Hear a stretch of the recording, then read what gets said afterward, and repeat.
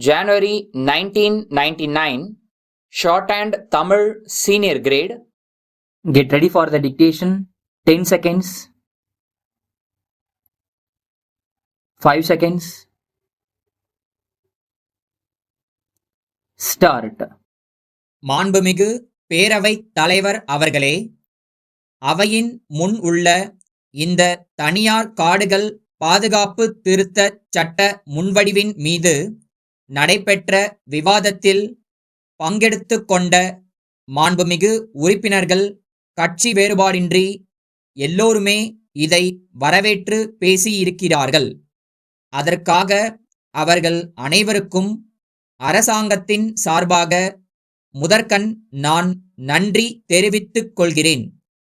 அவையின் முன் உள்ள சட்ட முன்வடிவு பற்றிய கருத்துக்களை தெரிவித்ததுடன் வனத்துறை பற்றி பொதுவான ஒரு சில பிரச்சனைகளையும் ஆலோசனைகளையும் அவர்கள் தெரிவித்தார்கள். மனித சமுதாயத்தின் நல்வாழ்வுக்கு காடுகள் எப்படியெல்லாம் பயன் கருதாது உபயோகப்படுகின்றன என்று குறிப்பிட்டதுடன் இத்தகைய இயற்கைச் செல்வம் அழிந்து வருவதை தடுத்து நிறுத்துவதிலும் இதன் பரப்பளவை விரிவுபடுத்துவதிலும் அரசாங்கமும் பொதுமக்களும் தனி கவனம் செலுத்த வேண்டுமென்று வலியுறுத்தி பேசினார்கள். இதே கருத்தின் அடிப்படையில்தான் காடுகளின் அபிவிருத்திக்காக அரசாங்கம் ஆண்டுக்காண்டு தொகையை கணிசமாக அதிகரித்து வருகிறது என்பதை நான் சுட்டிக்காட்ட விரும்புகிறேன். விரைவிலேயே இந்த மன்றத்தில் நிதிநிலை அறிக்கை வர இருக்கிறது. அதைத் தொடர்ந்து வனத்துறை பற்றிய விவாதம் வருகிறபோது உறுப்பினர்கள் தங்களுடைய கருத்துக்களை விரிவாக எடுத்துரைக்க வாய்ப்பு உள்ளது என்பதையும் அவற்றுக்கு நான் விளக்கமாக பதிலளிக்க கூடும் என்பதையும் இந்த நேரத்தில் மாண்புமிகு உறுப்பினர்களுக்கு தங்கள் மூலம் தெரிவித்துக் கொள்கிறேன். தனியார் காடுகள் என்று ஒரு பிரிவை அரசாங்கம் ஏன் அனுமதிக்க வேண்டும்?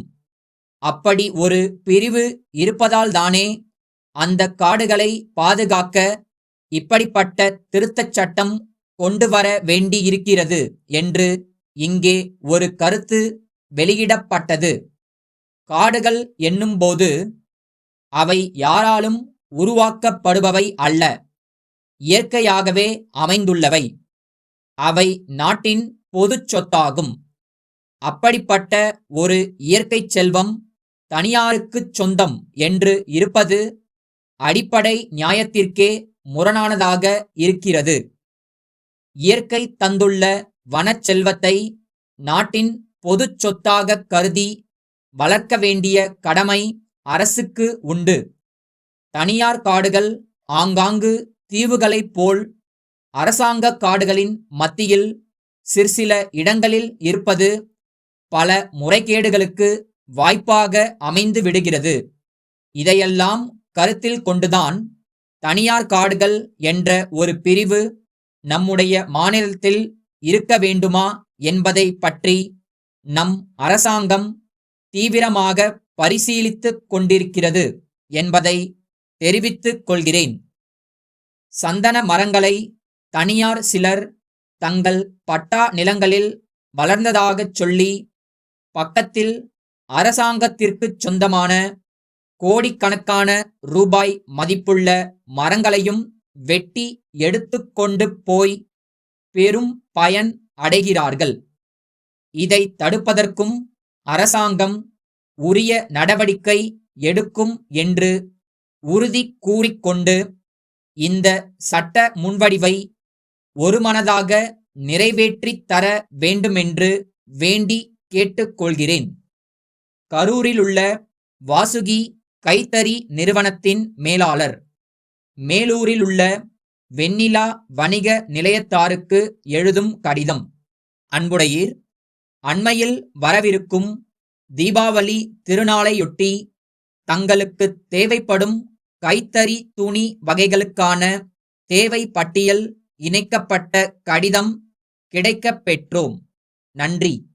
அதில் குறிப்பிட்டுள்ள துணி வகைகள் அனைத்தும் நேற்றைய தினம் லாரி மூலம் தங்களுக்கு அனுப்பப்பட்டுள்ளன. அவற்றுக்கான பொருள் விவரப் பட்டி, லாரிச் சீட்டு மற்றும் முன்பணத் தொகை 10,000 ரூபாய்க்கான பற்றுச்சீட்டு இத்துடன் இணைக்கப்பட்டுள்ளன. சரக்குகள் நல்ல நிலையில் வந்து சேர்ந்த விவரம் தெரிவிக்கவும். பொருள் விவரப் பட்டியில் கண்டுள்ள தொகையிலிருந்து முன்பணத் தொகையை குறைத்துக் கொண்டு பாக்கி தொகைக்கான காசோலையை விரைவில் அனுப்பி வைக்க வேண்டுகிறோம். நாங்கள் இவ்வாண்டு புதிதாக துவங்கியுள்ள உடனடி ஆடை நிலையத்தில் ஆண், பெண், சிறுவர், சிறுமியருக்கு ஏற்ற கண்கவர் உடனடி ஆடைகள் விற்பனைக்கு தயாராக உள்ளன. அவற்றின் ஒரு சில மாதிரிகளை தங்களுக்கு மற்ற சரக்குகளுடன் சேர்த்து அனுப்பியுள்ளோம். அவற்றை கண்ணுற்று தங்கள் தேவையை தெரிவித்தால் உடனடியாக அனுப்பி வைக்கக்கூடும். தங்கள் நம்பிக்கையுள்ள